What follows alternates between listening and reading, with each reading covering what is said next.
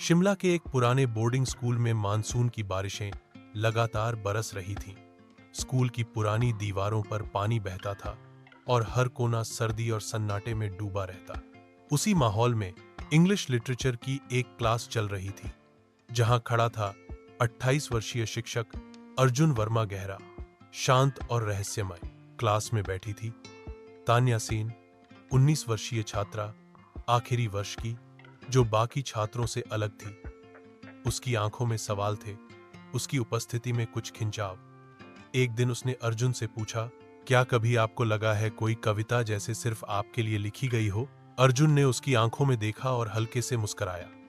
वो पल दोनों के बीच एक अनदेखा धागा बन गया। दिन बीतते गए, बारिश जारी रही।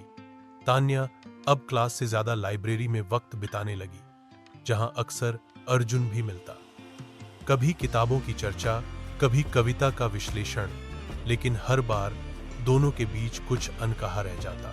एक दिन तान्या को लाइब्रेरी में एक डायरी मिली, अर्जुन की, जिसमें लिखी थी कुछ गहरी कविताएं। तेरी खामोशी में सर्द हवा का जादू है, मेरी खामोशी में सिर्फ तेरा नाम बाकी है। तान्या उसे पढ़ती गई और हर शब्द जैसे उसके लिए लिखा गया हो। वो समझ गई कि अर्जुन कुछ छुपा रहा है, एक भावना, एक दर्द। अगले दिन उसने अर्जुन से पूछा, क्या ये किसी के लिए थी?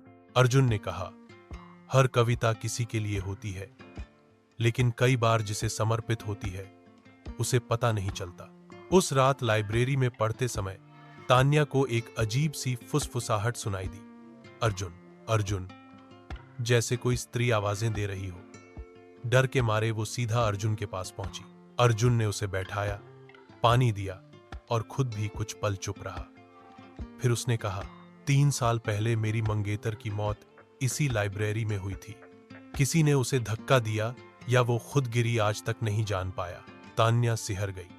वो महसूस करने लगी कि जो कुछ भी हो रहा है सिर्फ इत्तेफाक नहीं था। अगले कुछ दिनों में तान्या की बेचैनी बढ़ने लगी। उसे लगता कोई उसका पीछा कर रहा है, कभी लाइब्रेरी में, कभी बरामदे में। एक रात फिर उसे वही फुसफुसाहट सुनाई दी। उसने तुरंत अर्जुन को फोन किया। अर्जुन लाइब्रेरी पहुंचा। वहां सिर्फ एक मोमबत्ती जल रही थी, बाकी सब सन्नाटा। तान्या उसकी ओर भागी और उसके सीने से लग गई। आप मुझसे डरते क्यों हैं? उसने पूछा।